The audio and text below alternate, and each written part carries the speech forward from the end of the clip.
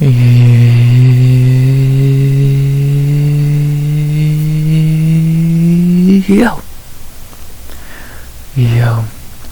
RX back with another breakdown of UFC Winnipeg Burns versus Malott. We back with another breakdown of our first of 2 trips to Canada this year. Both will suck. To this one, yeah, this card is fucking garbage. I don't know nicer way I can put it. This card is garbage. The main event at EC, trash. Most of the card, trash. Few good fights, but most of them are later on the card, and yeah, it's just a bad card. 12 fights, which is actually the smallest card I think we've had all year. Did lose a fight yesterday, so we'll talk about that in a minute. And yeah, I said it as a joke, it almost seems true at this point. They knew they were going to lose out to WrestleMania in views, so they didn't even fucking try to beat it. So, doing the Canada card, which has been shit for like 4 years now, and B, having it be this, which is fucking putrid. Like, and if you want to ask, how could they even save this card? They don't have a lot of great Canadians. I agree. You could have DDP and Brennan Allen. That'd been good. Aim Zahavi and Corey Sandhagen would have been good. Main event, a good main event could help a card. And then leave the bottom what it is. It would have been nice, but instead we get a main event that's the worst we've had since, I think Bonfim Brown was better. Since, God, we're going back to, I don't even know what we're gonna go back to for the worst main event. A main event worse than this. And the rest of the card, which has a few gems, but most of it is fucking shit, not gems. And, yeah, not really looking forward to this. Maybe we'll get a good Canada card, but lately you have the Brent Allen and RDR card, which was awful. I remember Nunez and Aldana being very subpar. Bilal and JDM was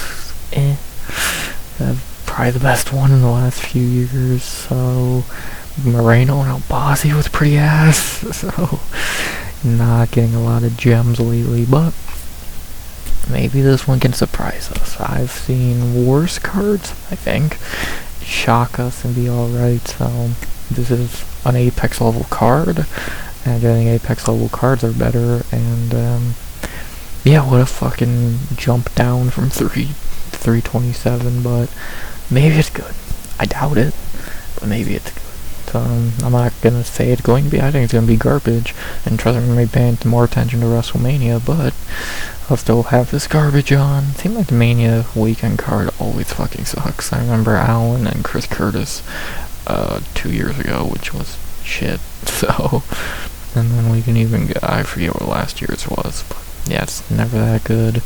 And yeah. But this is this year's first trip to Canada. We'll have one later in October or whatever. That'll probably be shit as well. And talk about it, I guess. Do we have to? Hopefully, I wish I didn't, but why not? No one's gonna watch it anyway, so whatever. And yeah, what else can I say? So last thing to say before we get into this shit is the normal YouTube bullshit of please like, comment, and subscribe. And yeah, with that being said, not really much more anything to be said here. Talked about the card, pretty much shit on it for 4 minutes. Did YouTube bullshit. 12 fights. Trust me, some of them I'm not gonna get very in depth. I'm not gonna lie to you. And yeah, let's just get this shit out of the way, shall we? Recap might even be worse, but I don't know yet. Breakdown though. Gotta break down this bullshit. Let's do it. 12 fights. Why 12 fights? Because was I considered by I have no idea what the fuck that means. I've never seen that before. Why is it 12 fights? Because we did lose a fight earlier today for when I'm recording this, but yesterday, and Mitch Raposo versus Alan Nascimento.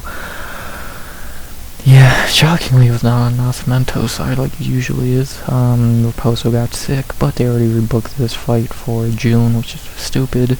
Raposo's garbage, and Nascimento should be in a much better fight than this, you know, would be nice, but why book someone who's very decent in a decent fight? So, having beat up shitty Mr. Raposo later in the year.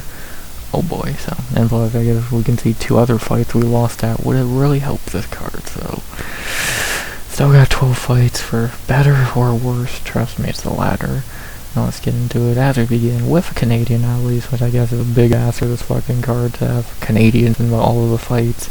As we begin tonight at 135, the bantamweight division with our first 3 debuts of the night in this, 3 Canadian debuts. 2 Canadian debuts. First of like 6 debuts overall. And yeah, this is definitely out of the 3 guys who are making their debut off just getting signed. Yeah, this guy definitely seems like the best one. As we have in our opening fight of the night in the bantamweight division, kicking off probably a terrible card in Winnipeg. Jamie the Gremlin Siraj versus John Giannis. Not the worst fight on the card, actually. One of the better prelims, whatever that means. Our first Canadian of the night, making his debut, again, the only decent signing, not counting contender series guys for this card, it would seem.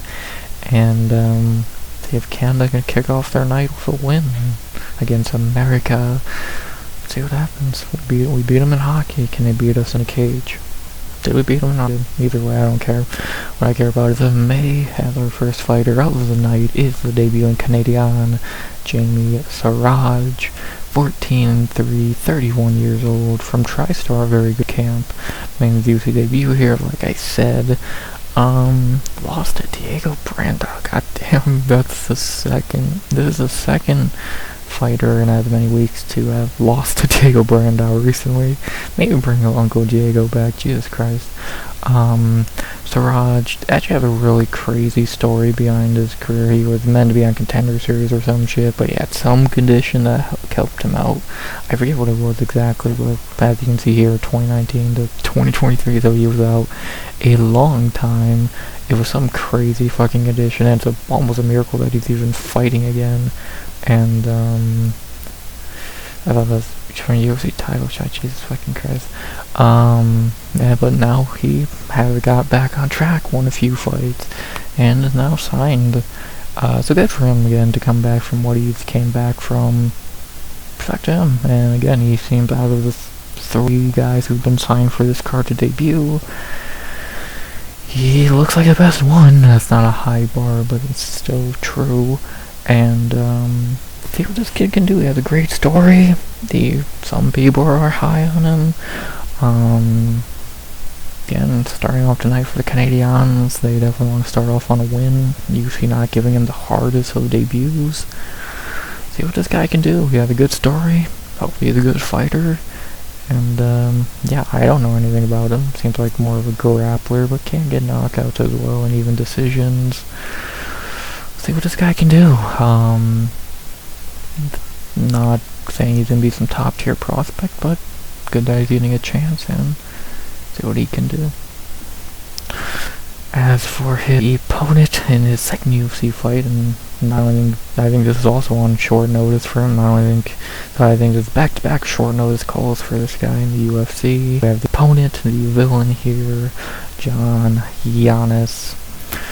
9-4, 31 years old as well, 0-1 in the UFC after he got called in to fight Austin Bashi back in August, and obviously he got smoked there in a couple minutes. That was super no camp. I don't even know who he stepped in for. Was it? I don't even remember, to be honest. Now getting maybe a full, I don't know when this fight was booked, like 2-3 weeks ago, so not really the fullest of camps, but you know, more of a camp at least. going back at bantamweight here. I guess he's naturally a bantamweight. And we'll see what he can do here, fighting someone who I would guess is probably not as good as Bashi, and I don't even think much of Bashi, but take that as you will. Lost to Cam Smotherman back in the day. Nick Aguirre, former UFC guy, so see what Giannis can do here. He showed nothing in his debut worth a damn, so we'll see if he can play spoiler here to debuting Canadian. And yeah, not really much I can tell you about him, because I remember his debut being as simple as fight started and within a few minutes he was tapping out, so we'll see if he can do a bit better here. And yeah, let's see how he does on a little more of a camp against probably a lesser prospect at bantamweight, which seems to be his weight class, if he makes a good second impression. I don't know why the betting odds on Typology. This fight's been announced for a minute now, but I do believe Siraj is, I think they're minus 140, 170. He's the favorite. He might even be minus 200. I would say he probably should be minus 180. I would say that sounds like a fair number. He seems probably like the better fighter, but we can't say for sure. He's more experienced, for whatever that's worth. And he's going to be at home, and we know the Canadians are very biased for their fighters, judging-wise, so see if how that plays a factor later in the card, or maybe even here. And, yeah. So, yeah, I think betting odds for unless Siraj under minus 200 is fair, between 190 and 170, is I would have it. Siraj is an inch taller, no reach listed, and 91% picked. Yeah, I'm gonna obviously agree here. I'm going Jamie Siraj. Maybe Giannis is good and we don't know it. I'm not gonna say that for sure no, but I'm not gonna say I would not pick him and be confident in that theory. So I'd rather go with the prospect, who again might be better. And it's kind of a blank slate instead of the guy who got bitched out by Austin Bashi, who's terrible. So take that as you will. I'm gonna go James Siraj here. How do I think he wins? How many times Giannis has submitted twice and decision twice? I'm gonna go probably Siraj by decision. Again, not very high on him as a prospect. I don't even know who he is really, as far as was booked. And again, maybe Giannis is decent. Could Giannis win this fight? I would say maybe. There's always a possibility of it, I would say, because again, we don't know if Siraj is actually good or not. So yeah, maybe Giannis could win this fight. So would I be, again, I wouldn't call it a good underdog pick, but if you had to or wanted to, go ahead, but I don't think it would end too well. And I'll go with the prospects. Give me James Siraj by decision here. John Janssen just does not seem to be great, but he does get a second outing here, and he could shut everyone up and be good. He's 8% picked or something, 9% picked. Maybe he's good, and we just didn't get to see him debut.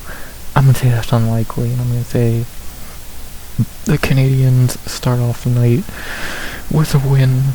So give me Jamie Siraj by decision to start the night off with a fine enough win. I'm not expecting a barn burner here, but I'm not expecting a shit fight either. I expect the fight to be whatever, and win for the Canadian. So give me James Siraj by decision. Not the most confident pick ever, but I do think he will probably win this. Again, to be honest, it doesn't seem that great. Maybe he is. We'll see. And yeah, not very much else to say there. Giving you James Siraj by decision to begin the night with a Canadian W. And then right after that we move away from the Canadians for a fight on these prelims. Why are there fights on this card without Canadians? They always do this shit, I never understand it. As we stay at bantamweight for actually one of the better prelims, one of the better fights on the card. Again, why is it on this card? As we have our second fight of the night, staying at bantamweight for a much better fight that again has no real reason to be here, but sure. We have a very fun fight, a much anticipated debut coming off a phenomenal Contender Series fight. We have, in our second fight of the night, and our first of 3 non-Canadian fights, we have John Sexy Mexi Castaneda versus Mark Vologden. Vologden making his debut off that phenomenal Contender Series fight with Luna Martietti, one maybe the best fight in Contender Series history. I would say it is. Castaneda, always decent. This is a solid fight. Again, should it be on this card? No, it should be on next week's card in the Apex, but you know, why not give Canadian fans a fight they don't give a flying fuck about? So, that's UFC for you. Let's talk about the veteran here. His back against the wall, John Castaneda, 21-8, 34 years old, 4-4 in the UFC, coming off Contender Series many years ago. Well, actually he didn't get signed off Contender Series, but he did fight there. Yeah, in the UFC, Castaneda's been very up and down, obviously 4-4. A dude who I've always thought had talent, but has never really shown it. He has wins over Eddie Wineland, Miles Johns, William Gavrov, and Kyung-Ho Kang. His losses are Nathaniel Wood, Daniel Santos, Daniel Marcos, and Chris Gutierrez. So most of his fights make sense. He has good wins with Miles Johns, William Gavrov, well, before he was a complete dumbass. Uncle Eddie, even Kang's alright, I guess. Losses, Nathaniel Wood's a fucking impossible debut. Daniel Santos is really good. Chris Gutierrez is tough. So, you know, yeah, the respectable losses. He's kind of been up and down. He could have won the Marcos fight. If, like, Marcos sucks, he would have done better there, but no luck. And now he's back a year later after his last fight with his back kind of against the wall here. A loss here, and he's cut, obviously, so can he upset a debuting prospect? So, again, the dude's not a terrible fighter, but either he's got really tough matchmaking, or even for a few of his wins, like the Kang fight was really whatever, and like even the Moon Gavrov fight wasn't phenomenal either. So even in his wins, he hasn't been spectacular lately, and not having a win since November 23, having 2 fights since, and now a third.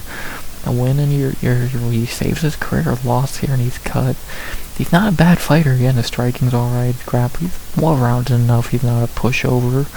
But can he save his career here? Can he save the UFC career at least? Let's find out, because UFC ain't giving him a bone. That's for damn sure. They clearly don't think much of him anymore. Because again, they are giving him far from an easy, you need a win fight, so.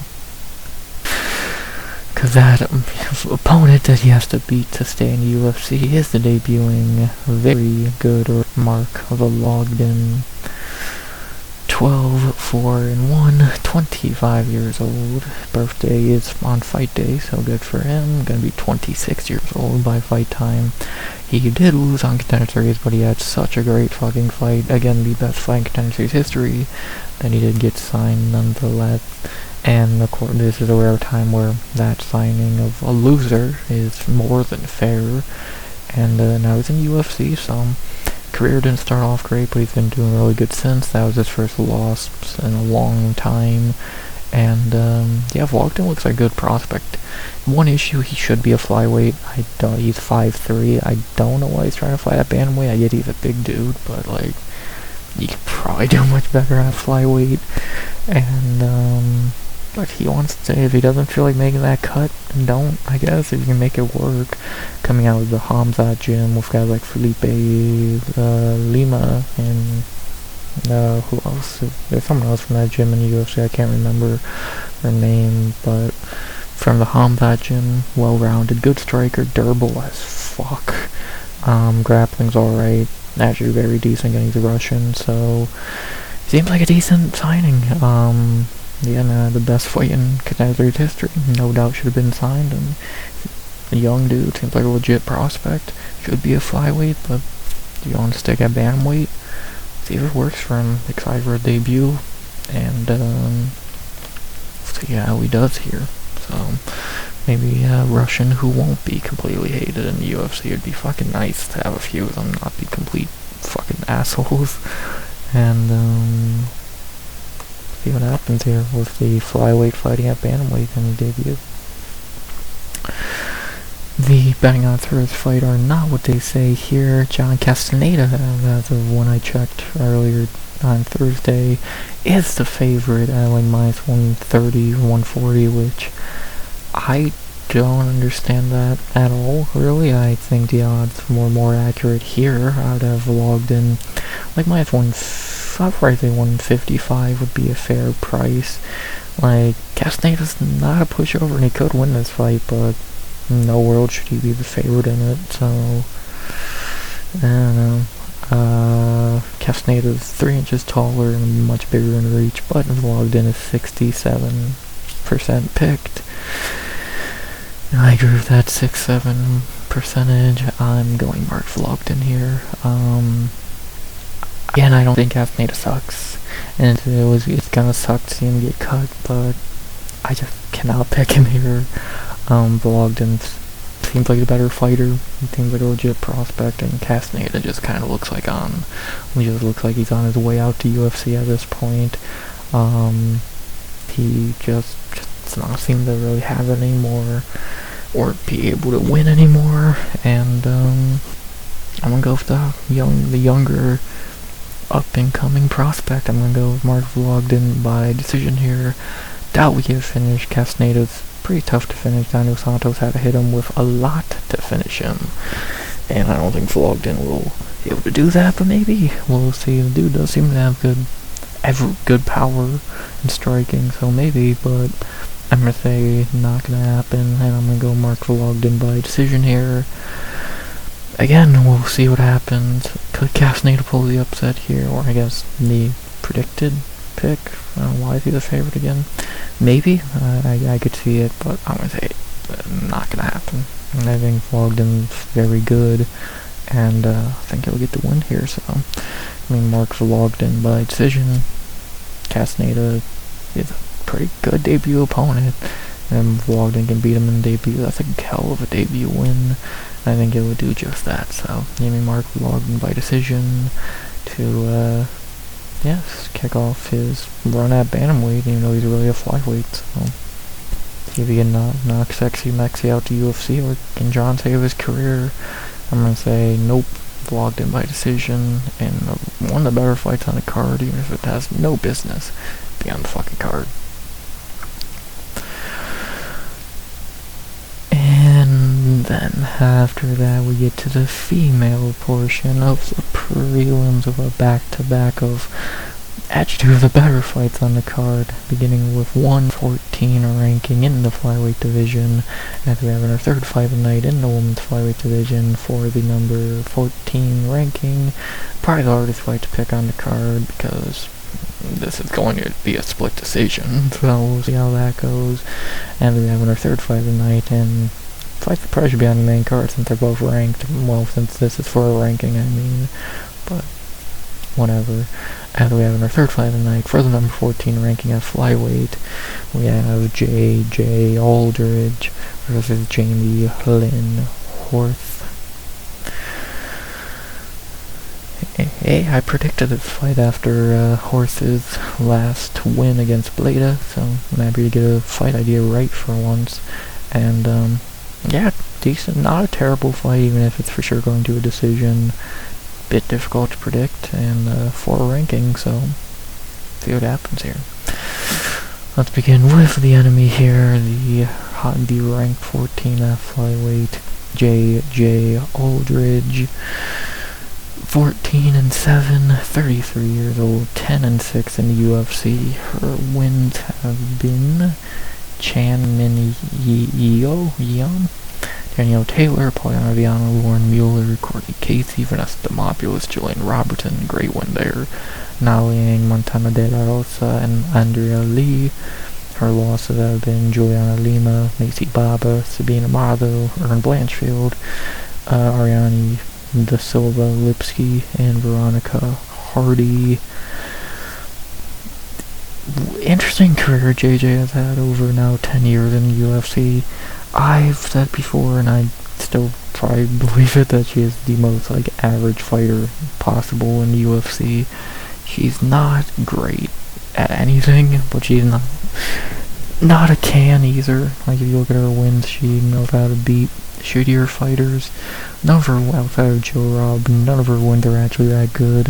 Her next best one after Jill Robb is Polyana Viana, I would imagine. So, and she is a complete decision machine. 9 UFC wins. How she got a finish, I'll never know. And that kind of continues the point that she is completely average. Her striking is passable. Grappling is passable. She's never gonna give you a great highlight or a great fight, but if you pick, a lot of times you can pick her very confidently, and other times you can't. She was the lock of the night for me in her last fight, so she's not that terrible, and she's kind of the most average fighter possible, so she's a jack of all trades and a master of none. And she can kind of just lull you into a fight that she's going to win on a scorecard. So, again, all her losses outside of Mazo and Lima are a bit understandable. Blanchard, Hardy, even Lipsky to an extent, all make sense. And, yeah, you know where you're getting with JJ. She's going to take you to a decision. It's not going to be too exciting. You're never going to be in much danger of getting, like, hurt or finished. But before you know it, it'll be the halfway point of round 3 and you need a finish and you're not getting it, so that's JJ Aldrich for you. But if you can outskill her, which some have, you can win and you can beat her. So it's an interesting way to look. It's interesting, and again, just kind of the one of the more average fighters possible. So see if her being ranked is a bit weird, but sure, why not? And, yeah, and what more can I say? She's gonna lull you into a fight that probably not gonna be great, but she'll usually win it, so see if she can defend her ranking here. As she is fighting the almost equally not exciting as a fighter, but not terrible fighter either, that being the Canadian opponent, Jamie Lynn Horth. 9-2, 36-year-old, not a spring chicken at all, 4-2 in UFC. Her wins have been Haley Cowan, Ivana Petrovic, Vanessa Demopoulos, and Teresa Bleda. Her 2 losses have been Veronica Hardy and Miranda Maverick. So, her 2 losses, very understandable. Her wins have been no one great. Bleda and Demopoulos are pretty okay wins, I guess. Horth is a fine enough fighter, not a world beater. Again, same thing I said for JJ can apply here. She's never really gonna be in a fight of the year, never gonna fucking have a highlight reel knockout, even though she's coming off a knockout. Fine on the ground, decent striker. Again, she's just nothing phenomenal, but she's not a pushover either. And, yeah, she's pretty solid, just not a little old. Obviously, again, 36 years old, not a spring chicken, but Jasmine is 37 and shit, so yeah, they are calling Mike Malata Prosper and he's 35, so what does that tell you? And yeah, kind of like with JJ, you just know what you're getting with Horth. She's a little more aggressive, a little more powerful than JJ, but she's still just not really a finishing machine. And yeah, we'll see if she can snag a ranking here. So not really much to say there. And yeah, we've had a few fights in the UFC now, and you know what we're getting now. So see if she can win a ranking at home. The betting out to say that she will, having Horth at -215, plus 180. I think that's a bit much. I could almost consider this fight a complete pick'em, because I think it's a bit of a bitch to try and predict. I would probably have Horth. Again, I'd probably have it a pick'em, but if you have to have a favorite, I would say -130 for Horth. Like, favorite, but not by a big margin. So, I get why people are picking Horth, but I don't really agree with it too much, so I'm not picking her, but that much, so It's interesting. Horse is 2 inches taller, JJ has 1.5 inches in reach, and Horse is 87% picked. I do think it should be a lot closer, but I'm gonna go with the favorite here. I'm gonna go Jamie and Horse more than likely. I could 100% see JJ winning this fight. It would not shock me one bit, to be honest, but do I think she will win this fight? I'm gonna say no. Could she get a split decision here? Maybe. Again, I think this fight's close to being 50-50. Not really. You're gonna get... JJ might try and take her down. I do think that is Horse's weakness. Is her grappling is not the strongest, but on the feet, I do think Jamie's much better here. And if this stays on feet, I think it could be like the Demopoulos fight bit where Jamie's just able to win decently at range. So we'll see, though. We'll definitely see. And yeah, I'm gonna go with the Canadian here. I'm gonna go with the favorite. I'm gonna go Jamie and Horse to get the win here. I think she can just squeak out a win here. JJ, again, a lot of wins in UFC, but most of them are not phenomenal, and I just think Horse can be a bit better here, especially at home, and if it does go into being a close split decision, as it probably will, let's be honest, we know who's going to be getting that scorecard at home, so let's just call a spade there. Give me Jamie and Horse by decision here. I think she can squeak out a win. Again, JJ is not a pushover, and she could get the win here, but I'm going to say she doesn't. And I'm going to go Jamie and Horse by decision. So, again, I'm expecting a decision for sure. I don't even think that's a debate. It's just, is it going to be a split decision like it's probably going to be? We'll see. And, yeah, could be a decent fight as well. And, fuck, Curtis Blades just had the fight of the year, so these two might fucking join him for all we know. Decent fight for number 14 ranking, and I'm gonna go Jamie and Horse here to get the win, squeak out a decision at home, and get a ranking next to her name, so. Her and Judice are two best unranked flyweights. She gets the ranking shot before Judice, and I think she's gonna win it, but it could be close. I think it should be a lot closer than the odds say, so we'll see. So I'm giving the Canadian for another win. And then after that, we follow that with a fight 10 pounds heavier and not as important, but above the ranked fight for some reason. As we have in our fourth fight of the night in the women's bantamweight division, fight that, again, for women's bantamweight standards, ain't too fucking terrible, to be honest. The winner of this will probably get a ranking, because that's how women's bantamweight works. As we have in our fourth fight of the night in the women's bantamweight division, again, but not a terrible fight at all. Again, for women's bantamweight standards, Jesus Christ, we have Melissa Scare Croden versus Daria the Iron Lady Zelezniakova. Well, this should be another decision, but also should probably be another interesting close fight, so neither of these two, in my opinion, are clearly better than the other, and it should be a bit intriguing, so let's talk about it. Beginning with the Canadian here, who made her debut not even a year ago in Canada, back to try and get another win. Melissa Croden, 7-3, 35 years old, newly 35-year-old, 1-1 in UFC. She won her UFC debut back in October in Canada against Tiana Lisboa, and then she took a fight on short notice against Luana Santos, and that did not go good for her at all. So, good job there. Lisboa fight, nice win, good finish, but it was not the greatest performance in the world. And again, it was against Tiana Lisboa, so take that with a grain of salt.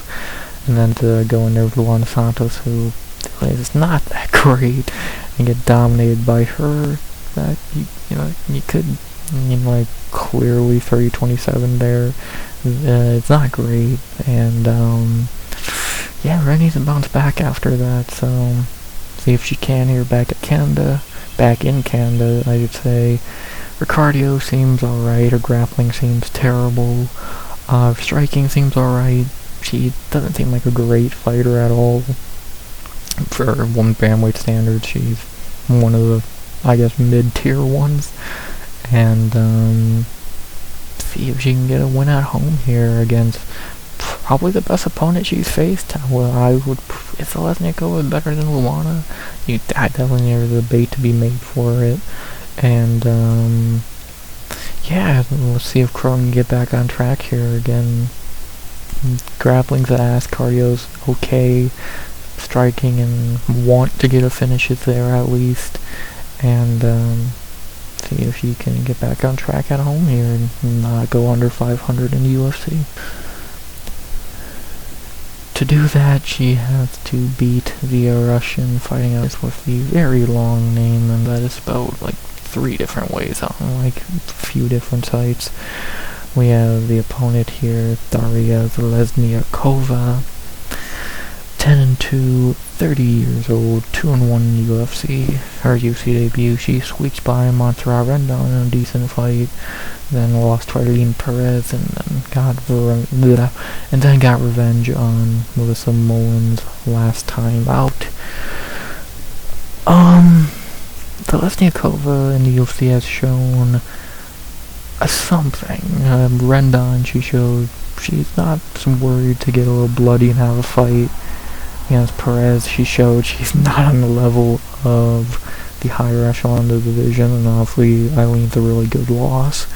And against Mullins, she showed that she is getting better, getting revenge on Mullins, who beat her a few years ago before the UFC. Mullins a very fine fighter in her own right. And, yeah, Lesniakova has shown to be pretty mid. Like, maybe top 15 level in this division. Is she better than, again, Luana and fucking, Misha Tate? Yeah. At least for the second one, but can she get a win here to get a winning streak going? And, after that Perez loss, again, that was not a good performance, but Eileen's very good.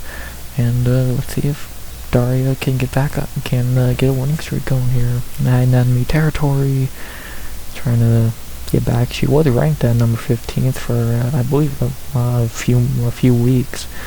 And, see what she can do here. So, again, kickboxing's alright, grappling's not great, and that's clear to see. And, yeah, cardio seems alright, doesn't mind taking some damage. See what happens there. The betting on Truth Fight have the Canadian as the favorite, Melissa Croden at -180 to +155. I really don't agree with that at all. I want to say I get it. I don't. I actually think Lesniakova is the better fighter. Like Croden looked like, let's put it this way, the Lesniakova fought Lisboa. I don't think she's gonna struggle as much as Croden did. I'm not saying Croden's bad, just think Lesniakova's a bit better, and I think she can win this fight. I think her striking's better.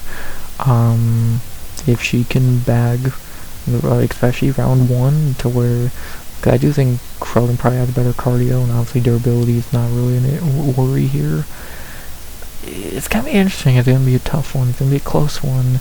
But I think they'll lean the underdog here, who, again, probably shouldn't be the underdog. Could easily be a pick'em. I don't think anyone would complain too much about that. But, I don't know. It's definitely not as clear as people think, in my opinion at least. Same height, same reach, pretty much. Croden 66% picked, so Topology is closer than you would expect, closer than betting odds are. I'm gonna go with the underdog here. I just have a weird feeling Lesniakova is a bit better fighter, and I think she can win this. Again, she looked decent against Mullins, who would I pick her to beat Croden? Maybe. Beat Rendon, who I would definitely pick to beat Croden, and again, both would lose to Eileen, one already did. So, and again, Lesniakova might be better than Luana. Again, MMA mass is fucking stupid, but if they could be a little useful at times. And I'm gonna go for Lesniakova here. I think she can be a better fighter, get the win here, squeak out a decision, and yeah, I think she's a better fighter. Could Croden win this fight? Of course. She's a little more aggressive and probably have better cardio, so she could get a win by just gassing Lesniakova. But I'm gonna say that doesn't happen. I'm gonna go Lesniakova to get the win here by decision, and yeah, we'll see what happens here. Not a terrible fight, I guess. And give me my first underdog and my first pick against the Canadians. Give me Daria Lesniakova to get the win here. Get the upset, no less. I haven't been terrible with underdog picks lately, especially female ones. Can I finally get one, please? We'll see. And then, after that, we get to the garbage part. The garbage part of the prelims. Why are these two fights on the card, let alone so high on them? As we begin the shit part of the prelims with our fifth. Don't waste any time on these next two fights because they don't fucking deserve it. As we have in our fifth fight of the night in the heavyweight division. No, this is not going to be Hoken and Blades, that's for sure. We have a fucking can battle between the returning Tanner, the Bulldozer, Bozer, versus the debuting Gokhan Sarikam. Why? Why, for many reasons, why is Tanner Bozer back in the UFC? Why is this Sarikam dude signed when he looks to be probably garbage? Why? You couldn't sign Jovan Laka. You couldn't get a better heavyweight than this idiot. Canadian-wise. I'm not wasting time with this. Tanner Bozer back for whatever reason. He was shit in the UFC before. He's gonna be shit again. He hits really hard, and that's about fucking it. For the Sarikam from Turkey, 11-2, 35 years old, fought in both, did okay there, beat no one that good, and now he is in the UFC, so 35-year-old, signing 35-year-olds now. Great. Yeah, not much to say here. He looks to be a complete tomato can. 0-10, what a fucking win. And, yeah, no idea why they signed him. So, Jovan Laka is much better. I'm very confident in that statement, so I don't know what to really say here, so trash. Betting on this fight, I don't care. If you bet on this fight, you're a fucking weirdo. Tapology high on Sarikam, Bozer, 20% here, picked. Give me the Canadian. I know Bozer, at least, and I know he's not great, but at least I know he can usually beat tomato cans. And, yeah, give me Tanner Bozer here, I guess. He's, again, this Gokhan dude probably fucking blows. So give me Bozer by knockout in the first. The only thing he's good at is throwing punches really hard. And, yeah, give me Bozer. Maybe Gokhan's good. I fucking doubt it. And, this should have been a Contender Series fight, and neither should have been signed, so I've seen higher level anything fights, and I guess give me the underdog. Give me Tanner Bozer, knockout in the first. Yeah, I don't know anything about Gokhan, and he probably fucking sucks, so give me Bozer, knockout first. He sucks, but I feel like Gokhan sucks more, so we'll see if I'm right, wrong, or if I even care, which I don't. There you go. Next. Oh wait, there's more, and it gets even fucking worse than that. And we go from one fight with a shitty signing and a shitty return to a fight with a shitty fighter and a shitty signing. Fucking amazing. As we have in our co-main event in the prelim, thank God they moved the card around a bit. This ain't the featured prelim. As we have in our now co-main event in the prelims, probably the lowest level fight here, and that would say imagine how both are a lower level fight. The second lowest level fight here, and that says a lot, I think. They have that middleweight. Yep, 185, a can battle between Robert Robzilla Valentin and the debuting Julien LeBlanc. So now we're signing 34-year-olds with shitty records because they were Canadian. Great. Yeah, I'm not gonna waste much time here. We'll be with not the red corner, but who cares? Robert Valentin, dollar store Yuri, and can't do much worse than Yuri, I guess, after last week. 10-6, 31 years old, 0-3 in UFC. Lost the Ultimate Fighter finale to Ryan Loader. Lost to Torres Finney, and then Adila Gutierrez embarrassed him. None of those have aged well, might I add. And now he's here to make LeBlanc look good at home.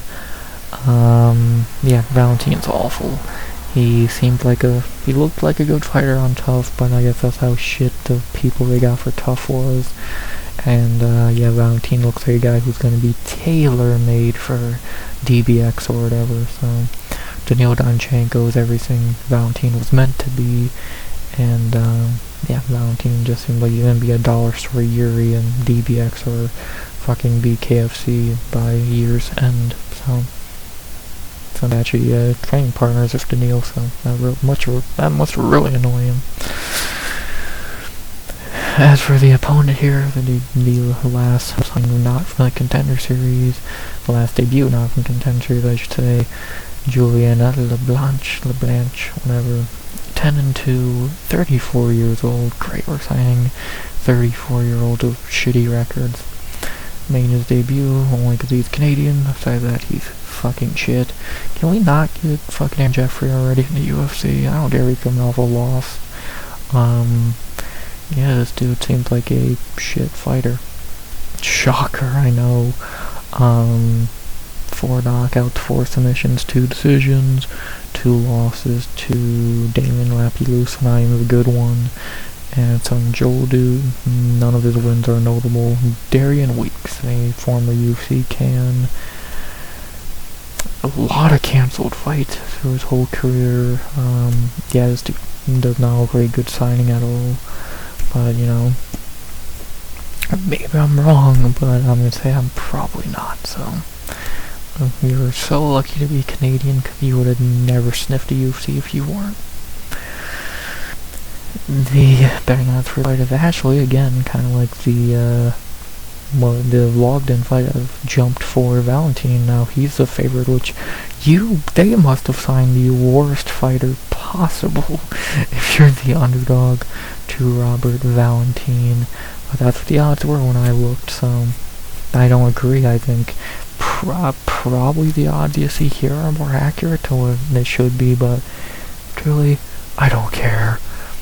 Both for 6'2", 77 for Valentin. LeBlanc, 66% picked, and I'm gonna agree. Give me LeBlanc by decision. Don't know, don't care. If you can't beat Robert Valentin, why are you here? And just to be the underdog to him says a lot.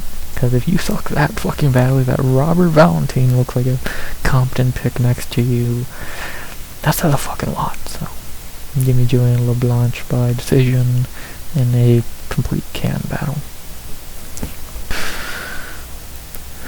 And then finally, thank God the card changed up a bit. Actually, thank you Raposo for pulling out, because now the card is not as embarrassing as we end the prelims with. It was originally the main card opener, now the featured prelim.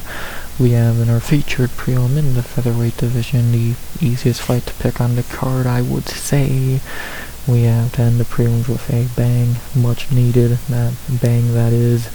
We have Dennis the Great Bazookia versus Marcio Ticoto Barbosa.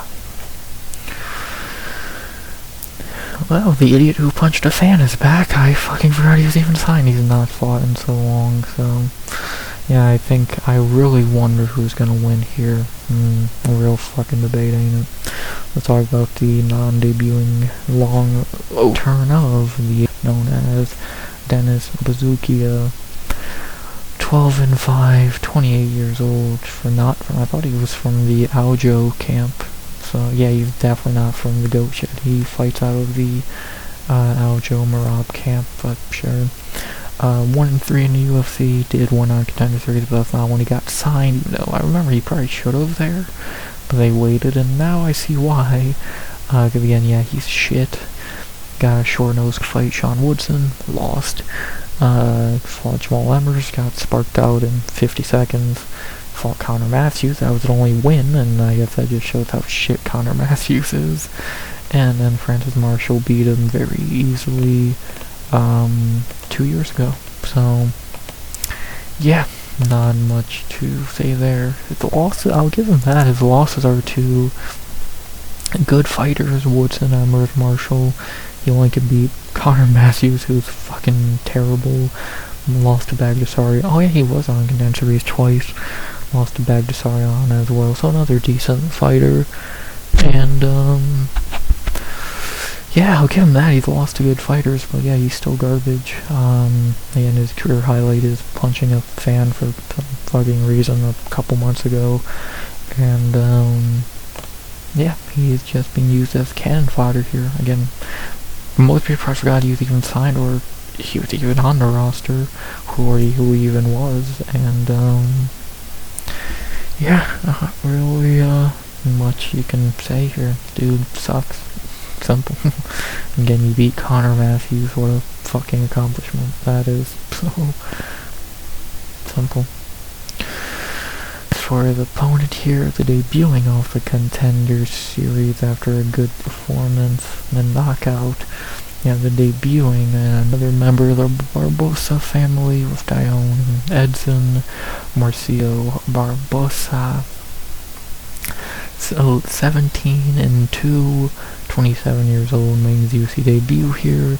He was meant to fight back in Seattle, did not happen, and now he's here. Won on a Contender Series, looked good, got a nice knockout, and yeah, now he's got what he can do in the UFC. Last loss for Gabriel Santos, another guy who's easily forgotten to be on the UFC roster because he doesn't fight. And yeah, we'll see what Marcio can do here, getting a much easier debut than they were giving of Kanji. So, Ju Kanji, I'm not sure how I would have predicted that fight. And yeah, now we see what he can do here, again, getting a very easy debut. Much easier than who they've given him. Probably a guy who's even easier than his Contender Series opponent. And yeah, dude has bombs in his hands. 14 knockouts, 2 submissions, and decision. Dude hits hard, and he can add another knockout to his resume in his debut here. So look you on Contender Series and see what he can do here. The betting odds for this fight have Barbosa the biggest favorite on the card at -400, plus 260, and plus 295. Yeah, that seems about fair. Barbosa seems like the easy lock pick of the card, and I would not decline going with him as a lock, so simple there. He's 3 inches shorter, same reach, and 95% picked. Yeah, obviously Barbosa knockout round 1's one of the easiest picks on this card. He should easily win this fight. Bazookia is shit, and if Jamal Emmers is sparking you out in under a minute, yeah, Barbosa should find that chin just fine. So give me Marcio Barbosa by knockout in the first, my lock of the night to get back on track after a shitty Azamat Murzakanov. And yeah, actually it's funny, I almost picked Nascimento for it, and I guess I would have been going Barbosa either way. So I guess the world is telling me Barbosa's the clear pick for lock of the night, and I will follow what the world says. Now I'm picking him anyway, so give me Marcio Barbosa by knockout in the first, and the prelims with a bang, and a lock of the night W. Again, Bazookia sucks, and yeah, should be will be an easy debut highlight for the debuting Brazilian. So give me Barbosa knockout in the first. Not really much else to say there. So lock of the night, biggest favorite on the card. To get back on track with locks, and simple. And with that being said, there you go. That's the prelims. They're not phenomenal. Really, if you take out these fights, it would be a fine enough 5-fight prelims, but you know, we have this garbage here for some reason. I wish I knew.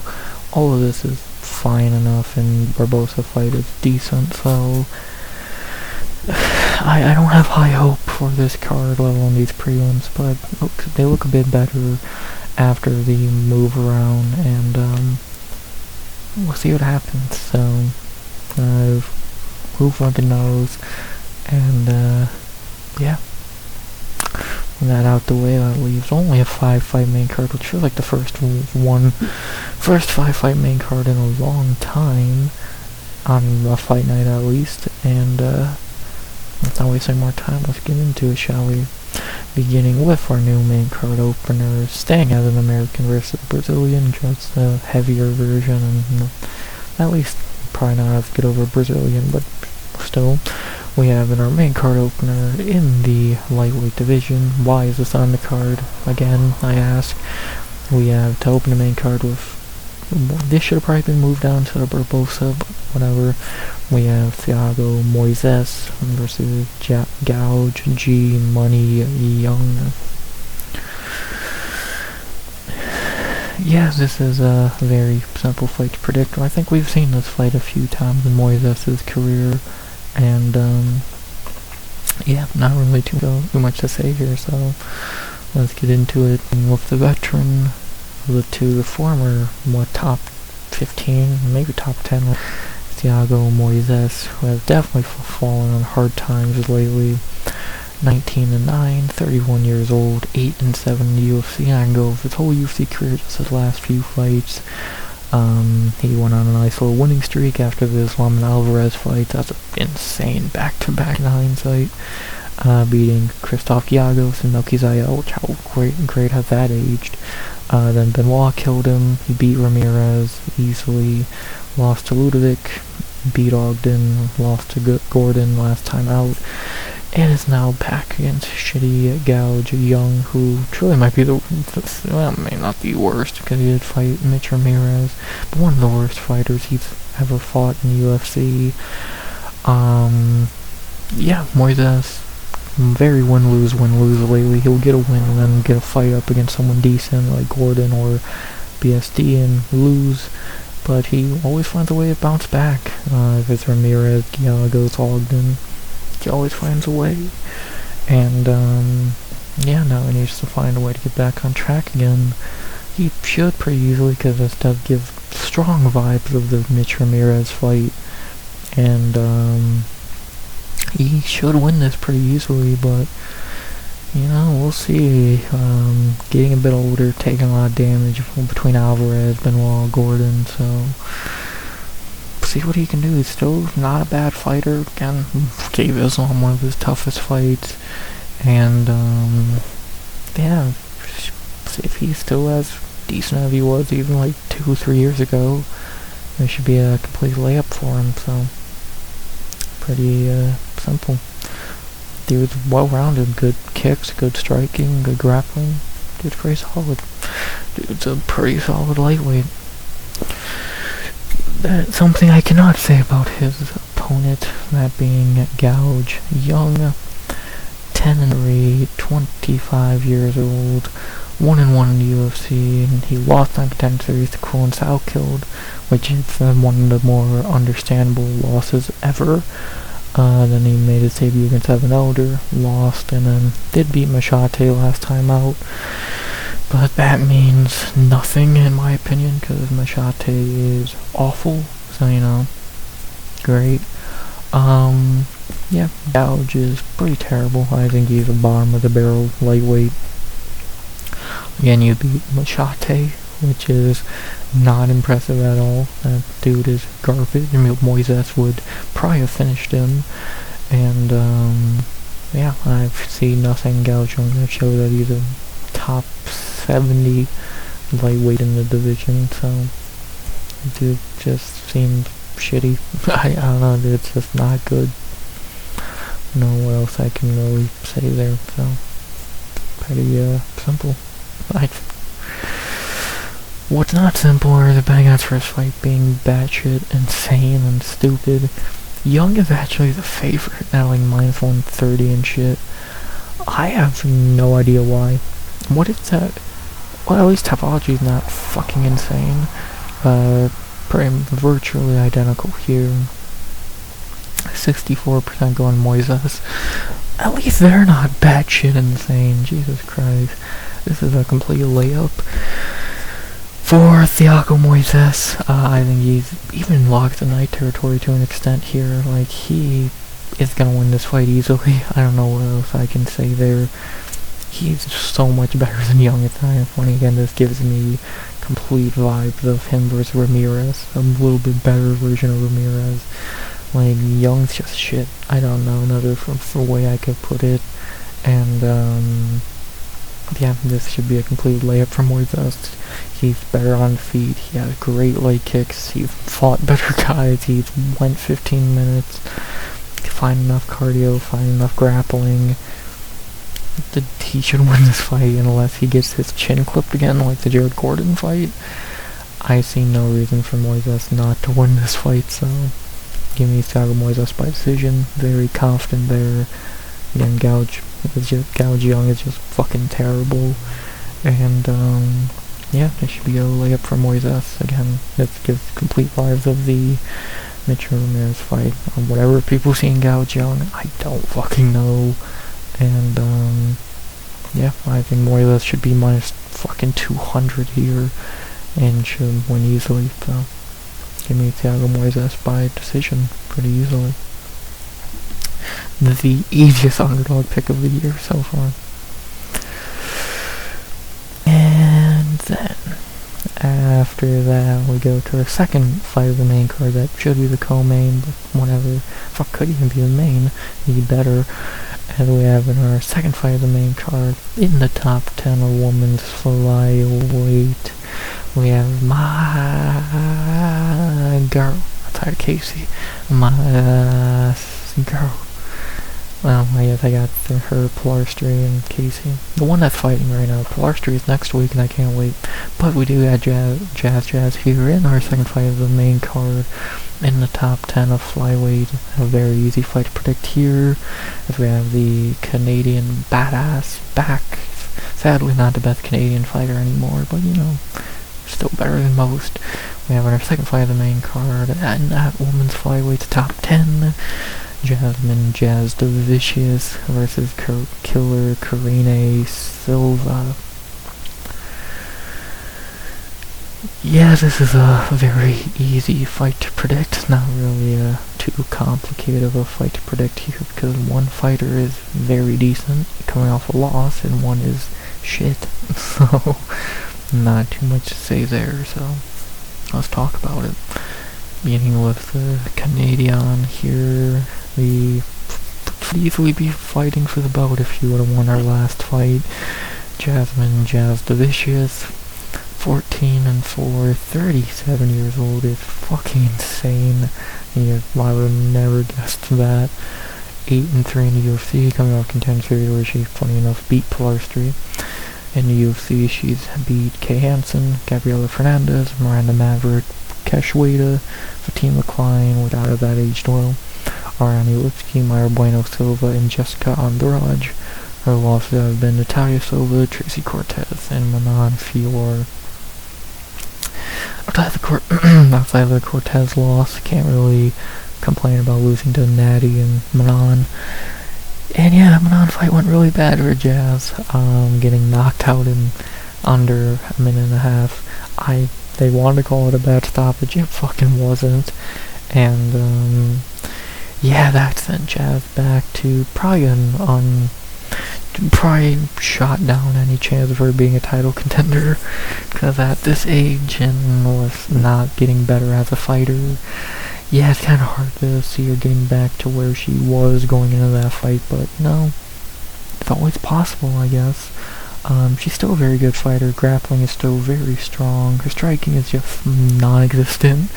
But her grappling is where it's at. Great grappler, vicious on the ground. She's not gonna lay on you. She's either gonna look for a submission or fucking ground and pound your teeth in. And she has some good wins. Andrade, Fatima, Maverick, Gabby, Plarster even, some good wins. Just couldn't beat Natty, which, God, is understandable. Couldn't beat Manon. And, yeah, we just see how she bounces back here. Getting a layup in the bounce back play at home. She does perform best at home, usually. And, yeah, we'll see what she can do here bouncing back. Again, I guess there's still a chance she could get back into where she was, but I doubt it. And, yeah, at this age, I just don't see her improving more than from where she already is. She's still a good fighter, but it's just not really. Her lack of striking is just going to hold her back and then end in more losses like we just saw, so not really much I can say there. And yeah, simple. Good to see her back, but wish she was in better circumstances. She would have been eventing this card if she didn't lose. I mean, this main event would be Blanchfield and Jasmine, but we're not that lucky. And as for the cannon fodder here, the opponent can herself, Karine Silva, not Natalia, the shittier one. 19-6, even though really 18-7. 32 years old, proving that the fighting nerds can have terrible fighters like her and Bruna Brazil. 4-3 in the UFC because she lost to Dione Barbosa completely.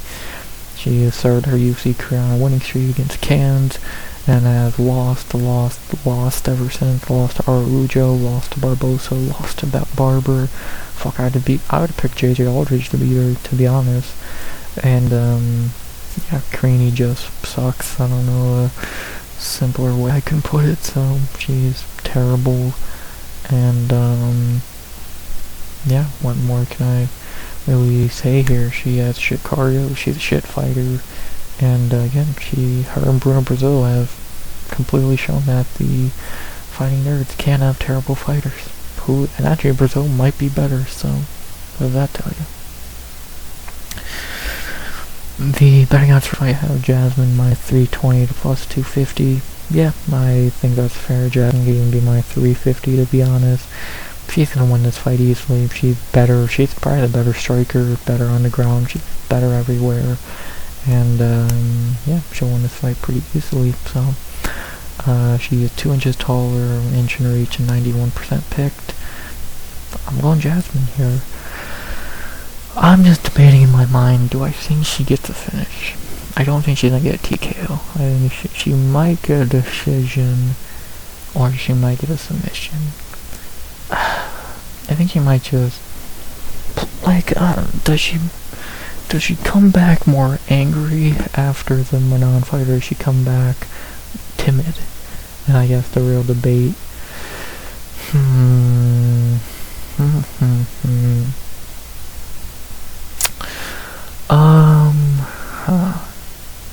I don't know. I could see, because Karine has terrible cardio, so her losing late her getting subbed wouldn't be a shock. I just think Jasmine's gonna kind of fall back into being, not fall back into being, but kind of be a little timid here, not wanting to risk getting knocked out again. I think I'm gonna go Jasmine by decision. I could see her getting the submission here. But I don't know, unless Karine looks just terrible on the scales tomorrow, or by this time, it'll already happen. I'm gonna go Jasmine by decision. Again, she could get submission, maybe even a TKO, but I think decision is the safest bet. And, yeah, I'm not gonna overthink it, so I mean, Jasmine by decision, quick 30-26 for you. And,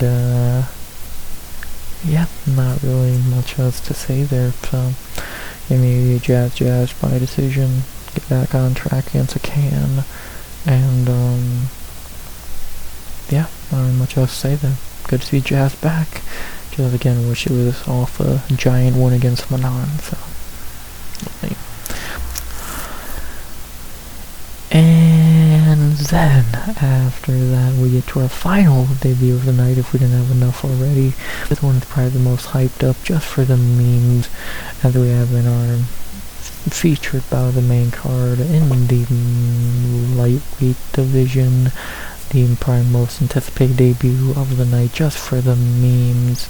We have it, our featured by the main card, and the most anticipated debut of it.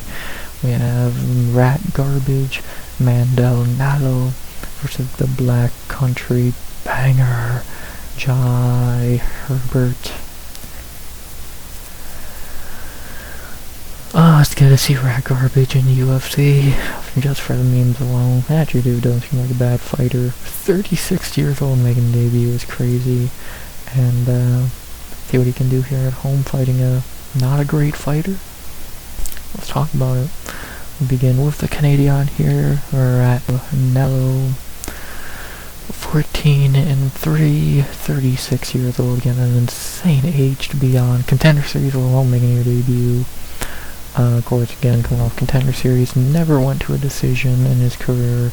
Got a win against Samuel Silva on a Contender Series last time out, which was a weird fucking knockout, but a good knockout nonetheless. And yeah, this dude gets finishes. 5 first round finishes in a row, and never went to a decision. Most of his wins are by first round finish. And yeah, dude has good power in his hands. Dude's a fucking tall ass lightweight, should probably be a welterweight if we're being honest.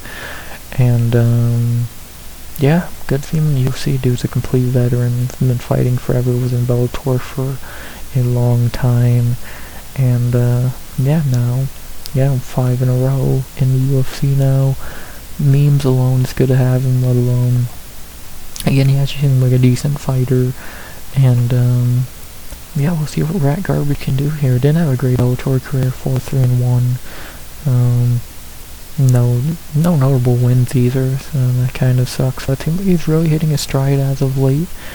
And yeah, let's see what he can do here. So Rat Garbage in UFC. See what he can do here.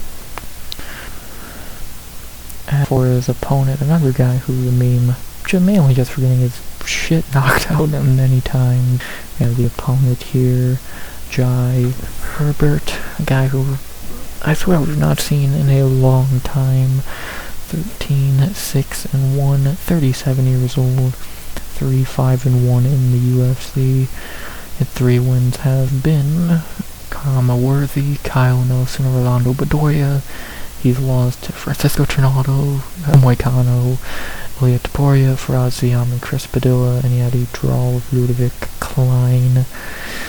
That's one thing with Jai Herbert, he really just has these performances where he does way better than he ever should have. Taporia, Klein, Padilla, it's like, why does this dude just randomly show up and look good at times? He beat Padilla, he's the only man to ever actually get close to beating Ilya, and the draw with Ludovic is shocking, so it's weird how he does that sometimes. And that's Jai Herbert for you. He finds a way to almost win fights he should have no chance in, or in the Padilla case, he did win that fight, but still 3-5, should be 4-1, and either way, he's not that good, so his chin is fucking terrible. And yeah, outside of almost winning fights, he rarely ever actually wins fights.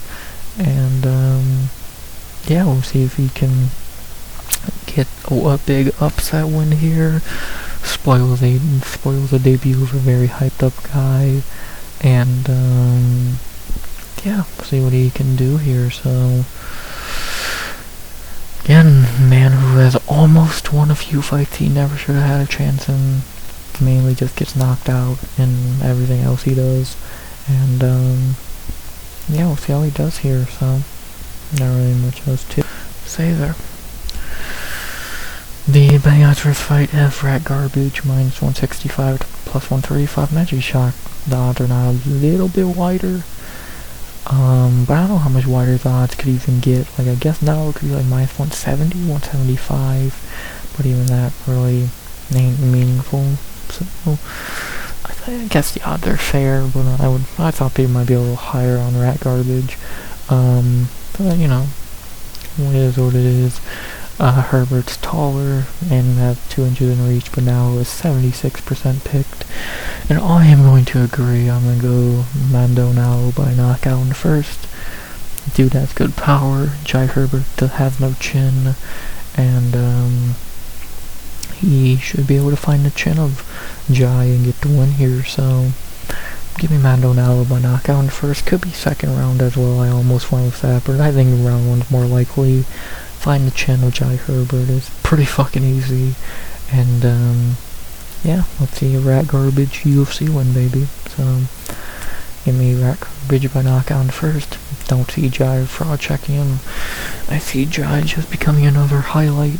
And yeah, give me Rat Garbage by knockout in the first. Not really too much else to say there. Good, so good to see Rat Garbage in the UFC. Dude's actually good, so the memes are even funnier. So see him get a nice first round knockout over a guy who's great at getting knocked out. So there you go.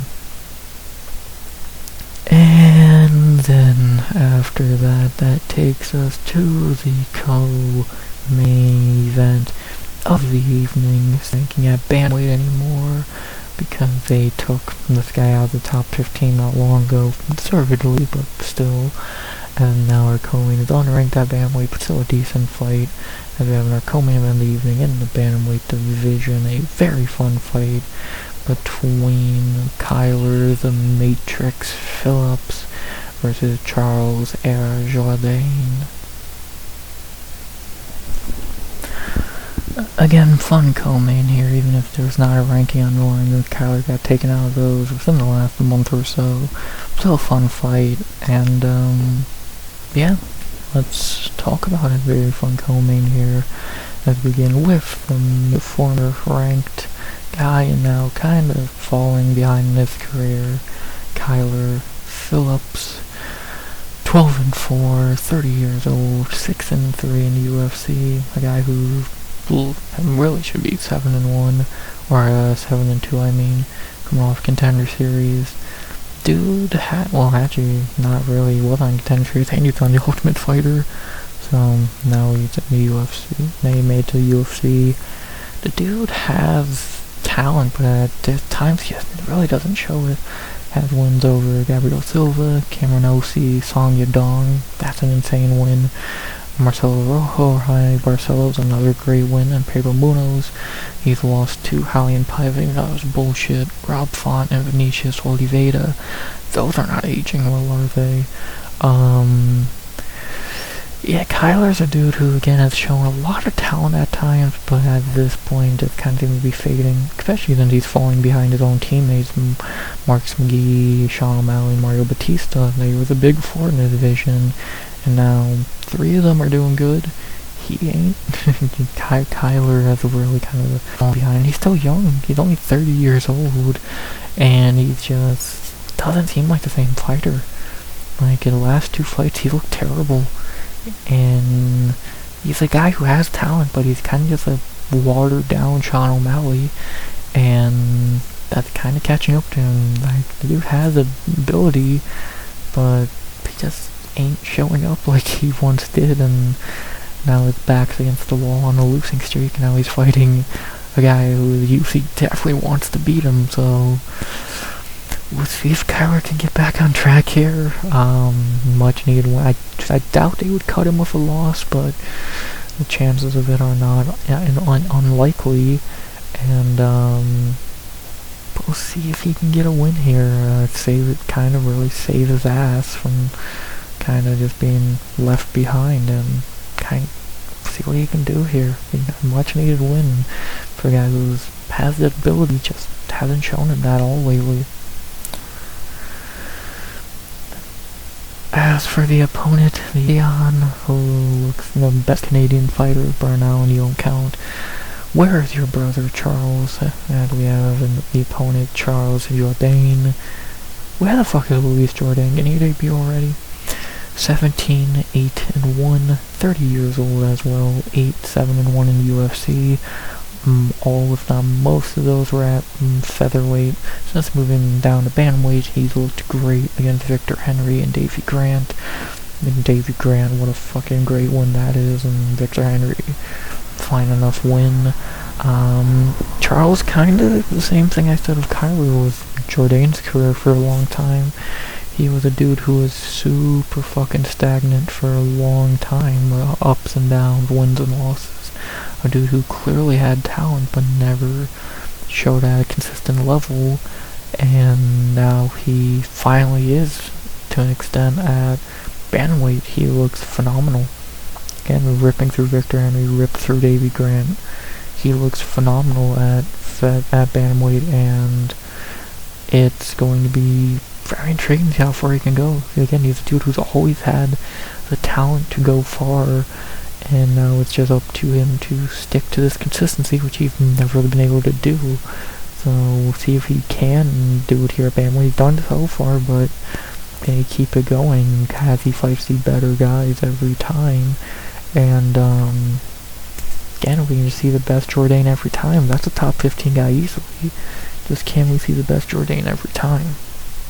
And that'll be the question here. So again, dude has all the talent in the world, just has to show it. So also, can we please see your brother debut already? And yeah, not really much else to say there. It was Jourdain. Looked great at bantamweight so far. Can he keep it going though? The betting odds say that he will have minus 155 plus 135. I'd probably have Jourdain a little bit higher. I'd probably have Jourdain minus 195. Not like a super confident pick, but it feels like he is a clearer pick here. So maybe it's just me. He is an inch taller, but Phillips has a few inches in reach, but Jourdain is 86% picked. I agree with them. I'm going to go Charles Jourdain here by decision. I could see him locking in his guillotine or whatever, but Kyler's a really tough fucking guy, and I'm going to say Jourdain probably does not finish him. I think Jourdain can just beat him over 15 minutes like Vinicius and Pedro, or Font, and even Paiva did at times do pretty decent against him. And I think Jourdain can just kind of decision him here. This could be a lot like, speaking of his teammates, this could be a lot like Piotr and Marks McGee, where Jourdain's just a clear better fighter for 15 minutes, so we'll see. I could see a finish, but I just kind of almost struggle to see Kyler getting finished. And give me Charles Jourdain by decision. Could be a finish, of course, but I'm going to say it goes 15 and Jourdain uses bantamweight streak, so sorry Kyler, I just think kind of done for him. Give me Charles Jourdain by decision to really prove himself as a top bantamweight. Dude's good. Dude's fucking good. No, just keep showing it. Give me Jourdain by decision. Have your brother debut already. God damn it. And then finally, to end the night on a fucking dud of all duds, the lame event of the evening. One of the lame fights on the card, to be honest. This fight sucks. As we have in the main event of the evening, a fight so predictable it's fucking sad. As we have in the lame event at welterweight between a guy who should be retired and a guy who should not even be in the UFC because he's awful. We have in the lame event to end the night in Winnipeg on a fucking shit note. We have Gilbert Dorino Burns versus proper Mike Malott. Do I even need to waste time telling you Malott's gonna win easily? Not because he's good, because Gilbert Burns is 100. It's pretty simple. Burns needs to retire because he sucks now. Almost 40 years old and hasn't won a fight in 3 years. He actually looked okay against JDM, but that says more about how shit JDM is. Has looked awful in every other fight. And, yeah, he needs to retire. So, pretty simple there. Malott, on the other hand, is fucking terrible, and but he's a prospect. Canadian's best dude, 35 years of shit. So he's beat literally no one good at all, and yeah, he's terrible. I don't know what more I can say here, so, but, and this was complete bullshit, so, whatever. Sorry. I'm allergic to shitty fights. Malott minus 600, yeah, sounds fair. 76% definitely expecting around 90 to 95, 24% on Burns' choice. Malott's much bigger. Yeah, I get a lot by, I'll say, knockout in a second. I think he'll clip Burns and put him away. Burns can't really take a shot anymore. And, yeah, Malott should be able to clip him and put him away. So, pretty simple. Not much, not much to it. Me Malott by knockout in second. Trust me, I want to pick Burns and I want to see him win, but neither of those things are gonna happen. So, I mean, I'll just take a free win here. Give me Mike Malott by knockout in a second. Find the old chin and knock him out or submit him, but I'm gonna say knockout. So simple shit main event. There you go. And with that being said, boom. That was a breakdown for the card. To go over my picks one more time. Jamie Siraj by decision. Mark Vlogden by decision. Jamie Lynn Horth by decision. Daria Lesniakova by decision. Tanner Boser by knockout in first. Joanne LeBlanche by decision. Marcelo Barbosa, my lock of the night, by knockout in the first. Thiago Moises by decision. Jasmine Jasvicius by pride decision. Mando Nallo by knockout in the first. Charles Jourdain by decision. And Mike Malott by knockout in the second. Bang. So what, 5 finishes? Maybe 6 if I pick Jasmine by finish. Not bad. Half the card at least. And, you know, for a shit card, it is what it is. If I were to go perfect on the card, the Canadians would go, what, 1, 2, 2-1, 3-1, 4-1, 5, 6, 7, 8-1. You know, 8-1. They could have a clean sweep of a night. I wouldn't be shocked. Their biggest worry would probably be Horth, and actually all 4 of these would be a complete fucking worry. So that way that they should get some wins. And yeah, I feel bad for Canadians that they gotta get this garbage every time the UFC comes to town, but it is what it is. This is all fine. They shouldn't even be on the card. A lot of garbage here, and then all this is fine. They shouldn't even be on the card either, but whatever. And yeah, there you go. Not really much else to say there, so I don't know what more can I really add here, but I'm not looking forward to this card. I have very low expectations for the card. If this card could be like a 5 out of 10, I would say that's overachieving. I'd be happy for that. And yeah, it's a shitty card. Not really looking forward to it, but maybe it over-delivers, and maybe it's shockingly good. I doubt it, but who knows. So, we'll see. Obviously, we'll see in the recap on Sunday. Oh boy, that's gonna be a joy. And, yeah, there you go. Not really anything else to say there, so. Card sucks. Most of the fights suck. Canada deserves better. GSP and Rory needs to come back already. And, yeah, about all I got or want to say about this shitty card, so. Let's get out of here before I have to talk any more shit on this card, so. That being said, not very much else needing to be said here outside of. I hope you enjoyed the video. Please like, comment, and subscribe. Unless I'm going to say something which I don't believe I am outside of calling this card shit and doing my picks. I think that's about the long and short of what needs to be said here, so. That being said, only thing left to be said is, as always, RX out. Good vibes only.